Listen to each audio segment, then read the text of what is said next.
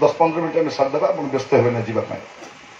तो प्रिय भाई भाई मैंने कहूली प्रभुंर आसबार बेल हो गला आमको केमती प्रस्तुत होगा अच्छे पवित्र भाव में प्रस्तुत होगा अच्छी मु पचारे चाहे आप पवित्र अटंती कि आप समय न नेले पवित्र हो पारे ना आप समय बाहर करवा अच्छी आउ सबुठ बड़ कथा प्रिय भाई भाई मैंने शैतान प्लान देखु आज दिन मानक पवित्रता विषय शिक्षा नहीं कौन शिक्षा अच्छी प्रसन्नता विषय शिक्षा अच्छी सुस्थता विषय शिक्षा अच्छी समृद्धि विषय शिक्षा अच्छी जोटा शिक्षा दरकार अच्छी दिन मार्ग से शिक्षा नहीं से मिसिंग यहाँ बड़ दुखर विषय कौन मंडली रे सभा समिति रे पवित्रता विषय कम प्रचार करा जाए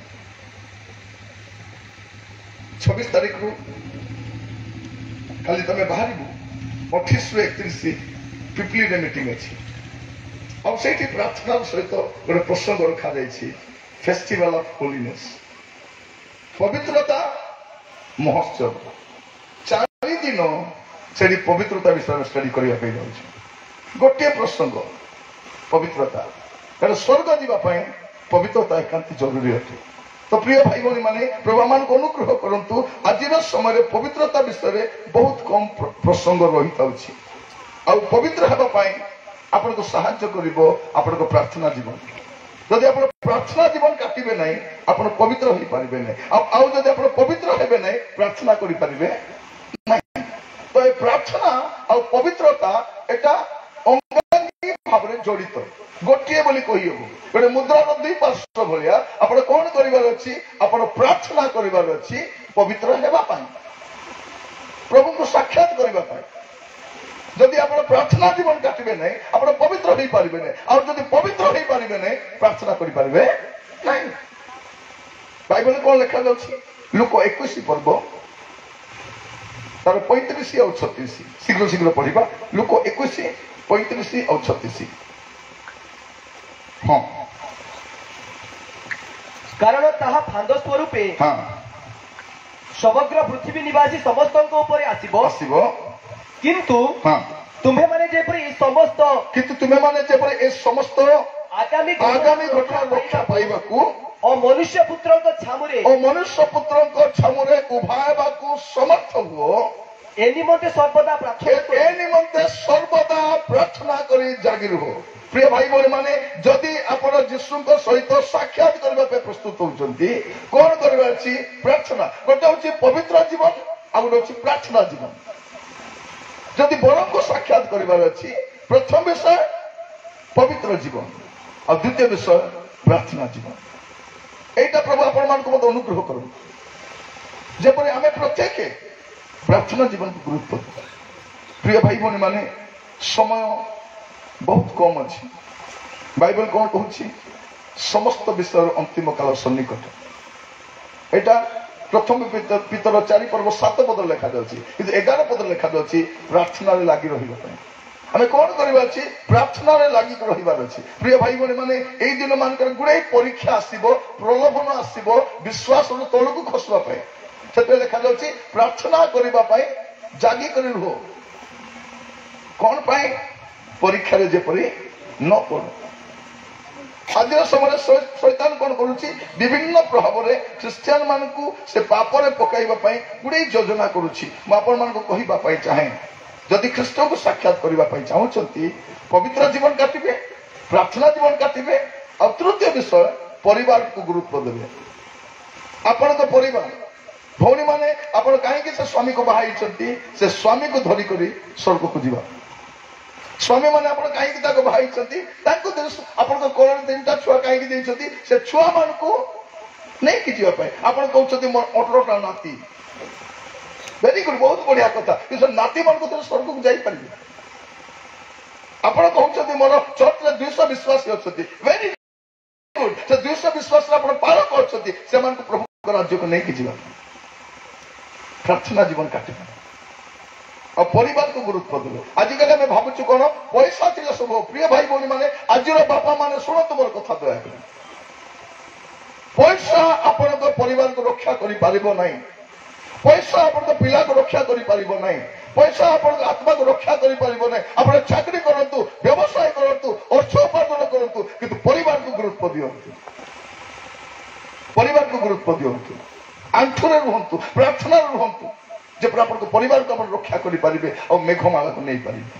ଆଉ ଶେଷରେ କହିକି ସମାପ୍ତ କରିବା ପାଇଁ ଚାହେଁ କଲୋସ୍ୟ 3 ପର୍ବ 2 ପଦ, କଲୋସ୍ୟ 3 ପର୍ବ 2 ପଦ, ଏ ତିନୋଟି କଥା ମନେ ରଖିବେ ଆପଣମାନେ। ଯଦି ବରଙ୍କୁ ସାକ୍ଷାତ କରିବା ପାଇଁ ଚାହୁଁଛନ୍ତି ଆପଣଙ୍କୁ ପାର୍ଥିବ ବିଷୟରେ ଆସକ୍ତ ନ ହୋଇ ঊର୍ଧ୍ୱସ୍ଥ ବିଷୟରେ ଆସକ୍ତ ହୁଅ। କଣ ଆସକ୍ତ ହୁଅ?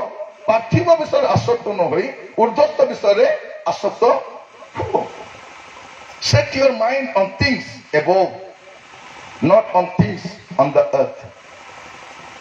ঊର୍ଧ୍ୱସ୍ଥ ବିଷୟରେ, ঊର୍ଧ୍ୱସ୍ଥ ବିଷୟରେ ତିନିଟା ବିଷୟ ମୁଁ କହିବା ପାଇଁ ଚାହେଁ। ଯଦି ଆପଣ ବରଙ୍କୁ ସାକ୍ଷାତ କରିବା ପାଇଁ ଚାହୁଁଛନ୍ତି, ପ୍ରଥମ ବିଷୟ, ତିନିଟା ନୁହେଁ 4ଟା ବିଷୟ। ପ୍ରଥମ ବିଷୟ କଣ? ପବିତ୍ର ଜୀବନ କାଟିବେ। ସେ ପବିତ୍ର ଜୀବନ କାଟିବା ପାଇଁ ପ୍ରାର୍ଥନା ଜୀବନ ସାହାଯ୍ୟ କରିବ, ପ୍ରାର୍ଥନା ଜୀବନ କାଟିବେ। ଆଉ ତୃତୀୟ ବିଷୟ କଣ କରିବେ? ପରିବାରକୁ ଗୁରୁତ୍ୱ ଦେବେ। ଆଉ ଚତୁର୍ଥ ବିଷୟ କଣ କରିବେ? ঊର୍ଧ୍ୱସ୍ଥ ବିଷୟ ଆସକ୍ତ ହେବେ, ଯୋଉଠି ଆପଣ ରହିବା ପାଇଁ ଯାଉଛନ୍ତି।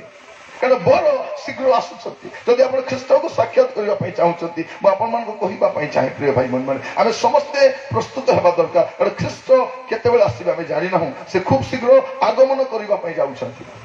ଆମର ଦାୟିତ୍ୱ, ଆମର କର୍ତ୍ତବ୍ୟ କଣ? ଆମେ ପ୍ରତ୍ୟେକ ଆମେ ଜାଗ୍ରତ ହେବା, ଆମେ ପ୍ରତ୍ୟେକ ସତର୍କ ହେବା, ଆମେ ପ୍ରତ୍ୟେକ ସାବଧାନ ହେବା। କାହିଁକି ନା ବର ଆସୁଛନ୍ତି। ଏଇ ଦେଖ ବର ସେ ଆସିଗଲେଣି। ଆପଣ କଣ କରିବା ଦରକାର? ପ୍ରିପେୟାର ହେବା ଦରକାର। ଆଜିର ସନ୍ଧ୍ୟା ଆପଣମାନଙ୍କ ପାଇଁ ଗୋଟେ ପ୍ରସ୍ତୁତିର ସନ୍ଧ୍ୟା ଅଟେ। ୟା ପରେ ଆପଣ ଅଫିସକୁ ଯାଆନ୍ତୁ, କଲେଜକୁ ଯାଆନ୍ତୁ, ହଷ୍ଟେଲକୁ ଯାଆନ୍ତୁ, ବେପାର କରିବାକୁ ଯାଆନ୍ତୁ, କୋଉଠି ଯାଆନ୍ତୁ, ପ୍ରଭୁରେ ଥାଆନ୍ତୁ। କାରଣ ସେଇ ସମୟରେ ରେପ୍ଚର ହେବା ସମୟରେ ଉଠେଇକରି ନିଆଯାଇପାରିବେ, ତୁରି ବାଜିବା ସମୟରେ ଉଠେଇକି ନିଆଯାଇପାରିବେ। ଆମେ ଯୋଉ ସମୟରେ ବାସ କରୁଛୁ ମୋ ପ୍ରିୟ ମାନେ, କଣ ହବ ଆମକୁ ବି ଜଣା ନାହିଁ। କାଲିର ଘଟଣା ଆମକୁ ଜଣା ନାହିଁ। ଏନିଥିଙ୍ଗ ମେ ହ୍ୟାପେନ୍, କଣ ବି ଘଟିପାରେ। ପ୍ରାର୍ଥନା କରିବା କି, ପ୍ରସ୍ତୁତ ହେବା କି ଆଜିଠାରୁ? ପ୍ରିୟ ଭାଇ ଭଉଣୀ ମାନେ, ଆମେ ଜାଣୁନା, ଆମେ ଯୋଜନା କରୁଛୁ କଣ? 10ମ ବାର୍ଷିକ ଆତ୍ମିକ ଉଦ୍ଦୀପନା କରିବା ବୋଲି। ଆମେ ଯୋଜନା କରୁଛୁ କଣ? ଆମର ଘର ଉପରେ ଘର ବନାଇବା ବୋଲି। ଆମେ ଭାବୁଛୁ କଣ? ଗାଡି ଗୋଟେ କିଣିବା ବୋଲି। ଆମେ ଭାବୁଛୁ କଣ? ଦେହ ଭଲ ଥିଲେ ଆସନ୍ତା ବର୍ଷ ଟିକେ ବୁଲିବାକୁ ଯିବା ବୋଲି। Very good.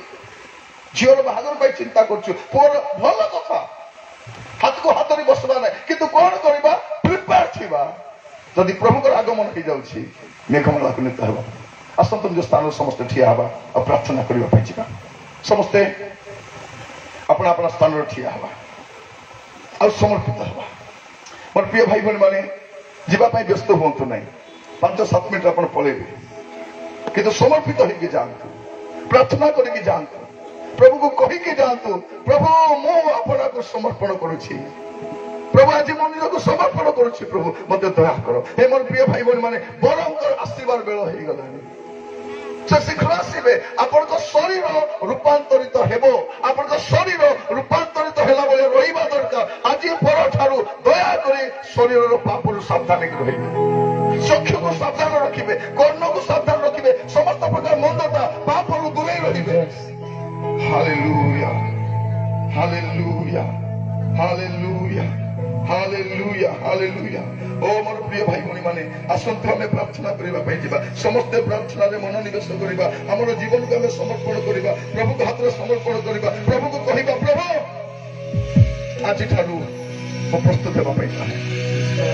ଓ ମୋର ପ୍ରିୟ ଭାଇ ଭଉଣୀ ମାନେ, ଆସନ୍ତୁ ସମସ୍ତେ ପ୍ରାର୍ଥନା କରିବା ପାଇଁ ଯିବା। କାରଣ ଯୀଶୁ ଶୀଘ୍ର ଆସୁଛନ୍ତି। ଏଇ ଦେଖ ବର ସେ ଆସିଗଲାଣି। ଏ ପ୍ରକାର କୋଳାହଳ ହେବା ସମୟ ଆସୁଛି। କାରଣ ପ୍ରଭୁ ଯୀଶୁ ଖ୍ରୀଷ୍ଟ ରାତ୍ରି କାଳରେ ଆଗମନ କରୁଛନ୍ତି। ଆଜି ଜଗତରେ ପାପ, ଜଗତରେ ମନ୍ଦତା, ଜଗତରେ ଅସୁଚିତା, ତାରି ମଧ୍ୟରେ ସେ ଆଗମନ କରୁଛନ୍ତି। ଓ ମୋର ଭଉଣୀ ମାନେ, ଭାଇ ମାନେ, ପ୍ରିୟ ପ୍ରଭୁଙ୍କର ଲୋକମାନେ, ଆଜି ଆମର ଜୀବନକୁ ଆମେ ସଜାଡ଼ିବା, ପାପରୁ ଫେରିବା, ମନ୍ଦତାରୁ ଫେରିବା।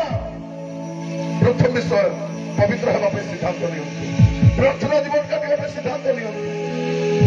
ପରିବାର ରକ୍ଷା କରିବା ପାଇଁ ଯଦି ଘର ବନାଇଲେ, ଚାକରି କଲେ, ପଇସା ଉପାର୍ଜନ କଲେ, କଣ କରିପାରିବେ?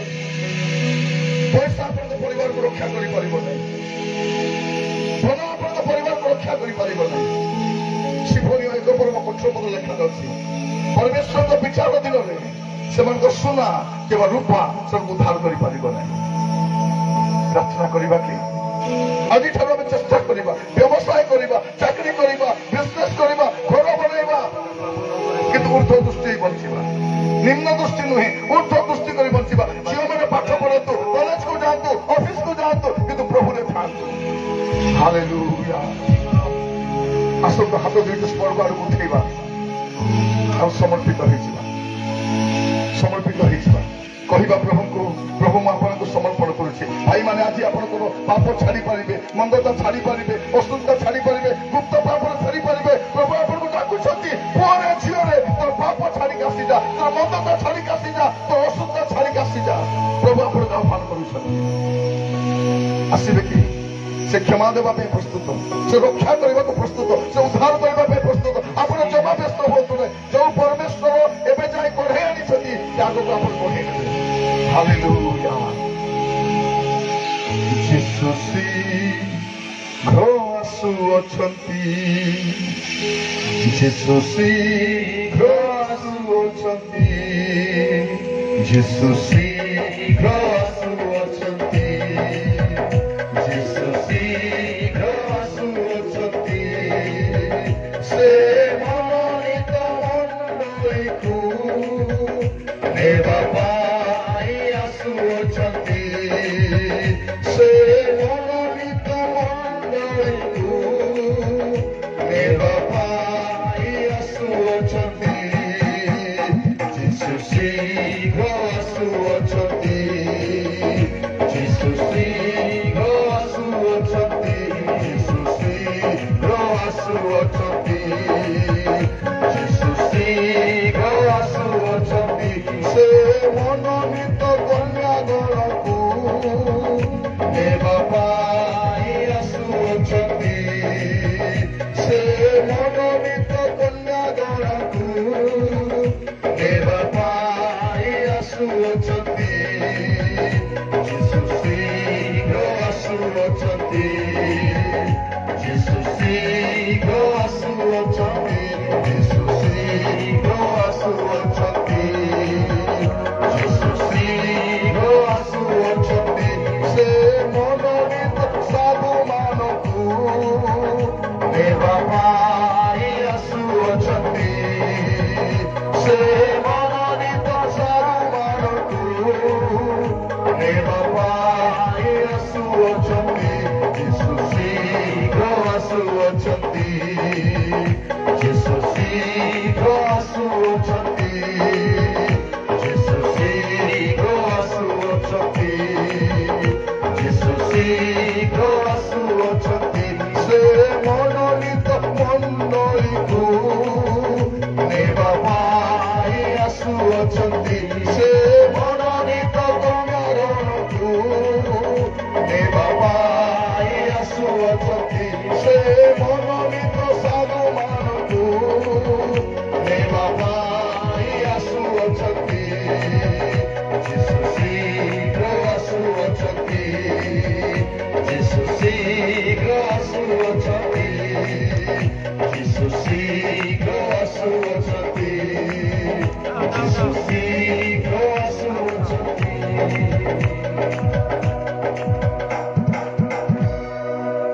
ଆପଣଙ୍କ ଜୀବନକୁ ସମର୍ପଣ କରିବେ କି? ସଭା ଏବେ ସମାପ୍ତ ହେବା ପାଇଁ ଯାଉଛି। ଦୁଇଟା ସଂକଳ୍ପ ନିଅନ୍ତୁ। ପ୍ରଭୁ ମୋର ଶରୀରକୁ ମୁଁ ପବିତ୍ର କରି ରଖିବି, କାରଣ ଶରୀର ରୂପାନ୍ତରିତ ହେବାକୁ ଯାଉଛି।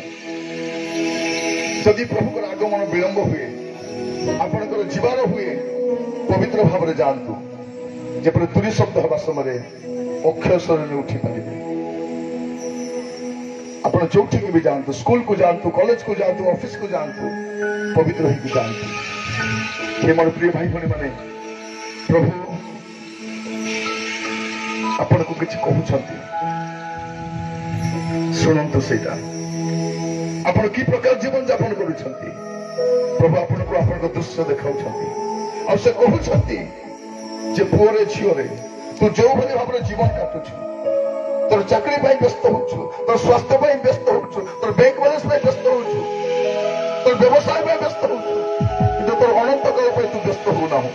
ଆଜି ଆମେ ସଜାଡ଼ିବା ଆମର ଅନନ୍ତ କାଳକୁ। ଓ ମୋର ଭାଇ ଭଉଣୀ ମାନେ ଆସନ୍ତୁ ପ୍ରାର୍ଥନା କରିବା, ସମସ୍ତେ ମୁଖ ଖୋଲି ପ୍ରାର୍ଥନା କରିବା, ସମର୍ପିତ ହେବା, ପ୍ରଭୁକୁ କହିବା, ପ୍ରଭୁ ମୁଁ ଆପଣଙ୍କୁ ସମର୍ପଣ କରୁଛି ପ୍ରଭୁ, ଆଜିଠାରୁ ପବିତ୍ର ଜୀବନ କାଟିବି, ଆଜିଠାରୁ ପ୍ରଭୁ ଯୀଶୁଙ୍କୁ ମେଘମୟ ସାକ୍ଷାତ କରିବା ପର୍ଯ୍ୟନ୍ତ ପବିତ୍ର ଜୀବନ କାଟିବି ପ୍ରଭୁ, ମତେ ଦୟାକରି ସାହାଯ୍ୟ କର। ହେ ମୋର ଭାଇ ଭଉଣୀ ମାନେ, ଏଇଟା ସମୟ ନିଜକୁ ସମର୍ପଣ କରିବା ପାଇଁ।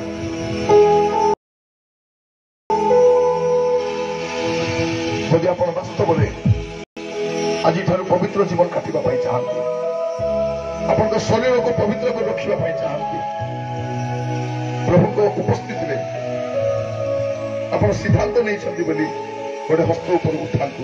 ମୁଁ ଆପଣଙ୍କ ପାଇଁ ପ୍ରାର୍ଥନା କରିବା ପାଇଁ ଚାହେଁ। Just I want to pray for you.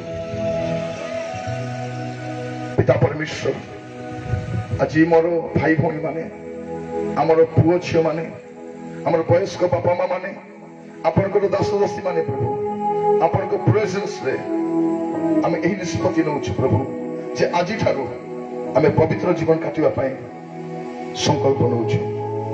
ଶରୀରର ପବିତ୍ରତା ଦୟାକର ପ୍ରଭୁ। ୟା ପରେ ପ୍ରଭୁ ଆମେ ଜାଗତିକ ବିଷୟରେ ଆସକ୍ତ ହେବୁ ନାହିଁ, ଉର୍ଦ୍ଧ୍ୱସ୍ଥ ବିଷୟରେ ଆସକ୍ତ ହୋଇ ବଞ୍ଚିବୁ ସାହାଯ୍ୟ କର।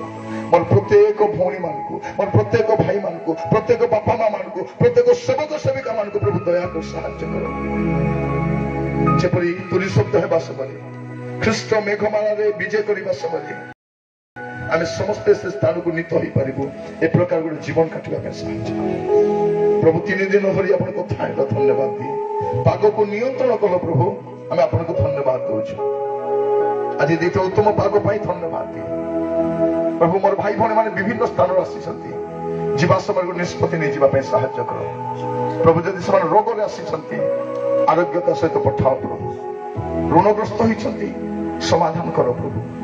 ପରିବାରର ସକଳ ଭାର ଆପଣଙ୍କ ସ୍ତର ରଖୁଛି ପ୍ରଭୁ। ଅନେକ ଡକ୍ଟର ଚିକିତ୍ସା କରି ସୁସ୍ଥତା ପାଇପାରି ନାହାନ୍ତି, ଆଜି ଆପଣଙ୍କ ଶରଣକୁ ଆସିଛନ୍ତି, ସେମାନଙ୍କୁ ଦୟାକରି ସାହାଯ୍ୟ କର। ଅନେକ ପାରିବାରିକ ଅଶାନ୍ତି ଅଛି, ଆଜି ସମାଧାନ କରିଦିଅ ରାଜା। ଗୋଟେ ଆଦର୍ଶ ଖ୍ରୀଷ୍ଟ ଜୀବନ କାଟିବା ପାଇଁ ପ୍ରତ୍ୟେକଙ୍କୁ ଦୟା କର। ଆପଣଙ୍କ ଦାସ ଭାବରେ ପ୍ରତ୍ୟେକକୁ ମୁଁ ପିତା ପୁତ୍ର ପବିତ୍ର ଆତ୍ମାଙ୍କ ନାମରେ ଆଶୀର୍ବାଦ କରୁଛି। ମୁଁ ଯାହା ମାଗି ନାହିଁ ପ୍ରଭୁ, ମୋର ଭାଇ ଭଉଣୀ ମାନଙ୍କ ନିମନ୍ତେ ଆବଶ୍ୟକ ଅଛି, ଦୟାରେ ଦାନ କରନ୍ତୁ। ଆଦର ମହିମା ଗୌରବ ଆପଣଙ୍କୁ ଦେଇ ପ୍ରାର୍ଥନାଟି ମୋର ପ୍ରାଣର ପ୍ରିୟ ଯୀଶୁଙ୍କ ନାମରେ ମାଗିଲି, ଆମେନ୍। ଆସନ୍ତୁ ପ୍ରଭୁ ଶିଖାଇଥିବା ପ୍ରାର୍ଥନା କରିବା। হে ଆମମାନଙ୍କ ସ୍ୱର୍ଗସ୍ଥ ପିତା, ତୁମର ନାମ ପବିତ୍ର ବୋଲି ମାନ୍ୟ ହଉ, ତୁମର ରାଜ୍ୟ ଆସୁ, ଯେପରି ସ୍ୱର୍ଗରେ ସେପରି ପୃଥିବୀରେ ତୁମ ଇଚ୍ଛା ସଫଳ ହଉ। ଆଜି ଆମମାନଙ୍କୁ ପ୍ରୟୋଜନ ଆହାର ଦିଅ। ଆମେମାନେ ଯେପରି ଆପଣ ଅପରାଧୀମାନଙ୍କୁ କ୍ଷମା କରିଅଛୁ, ସେହିପରି ଆମମାନଙ୍କ ଅପରାଧ ସବୁ କ୍ଷମା କର। ପରୀକ୍ଷାରେ ଆମମାନଙ୍କୁ ଆଣ ନାହିଁ, ମାତ୍ର ମନ୍ଦର ରକ୍ଷା କର। ତେଣୁ ରାଜ୍ୟ, ପରାକ୍ରମ, ଗୌରବ ଯୁଗେ ଯୁଗେ ତୁମ୍ଭର ହଉ, ଆମେନ୍। ଏତେବେଳେ ପିତା ଈଶ୍ୱରଙ୍କର ପ୍ରେମ, ପ୍ରଭୁ ଯୀଶୁ ଖ୍ରୀଷ୍ଟଙ୍କର ଅନୁଗ୍ରହ, ପବିତ୍ର ଆତ୍ମା ପରମେଶ୍ୱରଙ୍କର ଶାନ୍ତି, ଶକ୍ତି, ସହଭାଗିତା, ଚେତନା ଏବଂ ପରାମର୍ଶ ଯୀଶୁ ଖ୍ରୀଷ୍ଟଙ୍କୁ ମେଘମାଳାର ସାକ୍ଷାତ କରିବା ପର୍ଯ୍ୟନ୍ତ